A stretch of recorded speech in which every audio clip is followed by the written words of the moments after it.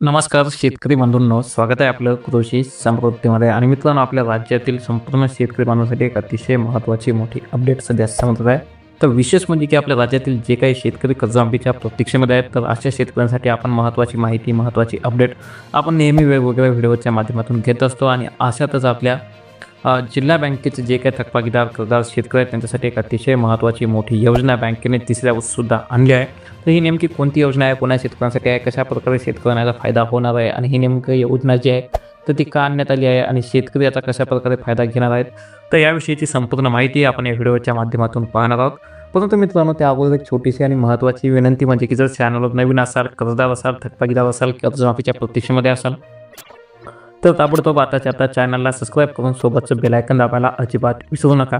आणि एक सर्वात मोठी महत्त्वाची अपडेट म्हणजे जसं आपण सुरुवातीला अगोदरच आपल्या टायटल थंबनेलवर वाचलं असेल की जे शेतकरी आपले नैसर्गिक आपत्तीमुळे अडचणीत आलेले आहेत, तर अशा नैसर्गिक आपत्तीमुळे अडचणीमध्ये आलेल्या थकबाकीदार शेतकऱ्यांसाठी सांगली जिल्हा मध्यवर्ती सहकारी बँकेने सलग तिसऱ्या वर्षीसुद्धा म्हणजे की OTS एक रकमी कर्ज परतफेड योजनेच्या माध्यमातून आता आपल्या अशा नैसर्गिक आपत्तीमुळे अडचणीत आलेल्या थकबाकीदार शेतकऱ्यांना ही जिल्हा बँक जी आहे तर ती दिलासा देणार आहे.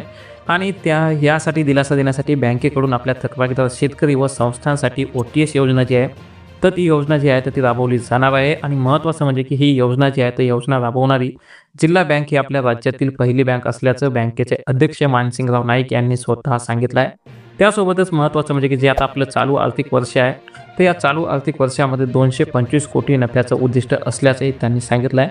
पण त्यापेक्षा आपल्यासाठी महत्त्वाचं म्हणजे की बँकेचे अध्यक्ष मानसिंगराव नाईक यांनी सांगितल्याप्रमाणे जी जिल्हा बँक आहेत, आपल्या जिल्हा बँकेने मागील काही वर्षामध्ये गतीने आर्थिक प्रगती केली आहे आणि बँकेने रिझर्व्ह बँकेचे सर्व निकष पूर्ण केले असून बँक सध्या आर्थिकदृष्ट्या भक्कम आहे. आणि बँकेच्या विद्यमान संचालक मंडळाने थकबाकीदार शेतकऱ्यांसाठी पुन्हा एकदा OTS योजना लागू करण्याचा हा निर्णय घेतला आहे.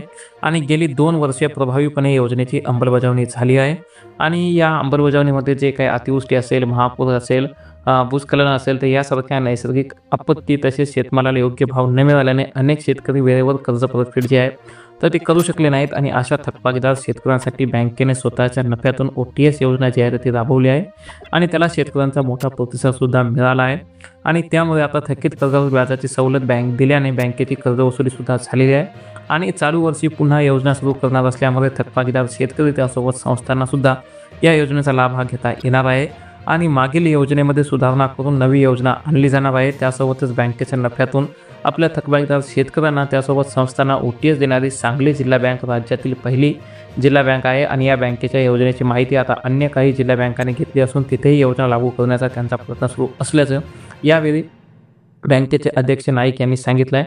तर सर्वात मोठी महत्त्वाची अपडेट आहे, खास करून आपल्या सांगली जिल्हा बँकेचे जे काही थकबाकीदार शेतकरी असतील, कर्जदार शेतकरी असतील, तर त्यांच्यापर्यंत नक्की ही माहिती, ही अपडेट, हा व्हिडिओ शेअर करा. त्यासोबतच चॅनलवर नवीन असाल तर ताबडतोब आताच्या आता कर्जमाफी, पीक कर्ज नुकसान भरपाई, PM किसान पीक विमा या संदर्भातल्या ज्या काही महत्त्वाच्या अपडेट आहेत तर या सर्वात महत्त्वाच्या अपडेट आपल्या चॅनलच्या माध्यमातून आम्ही आपल्यापर्यंत पोहोचत असतो.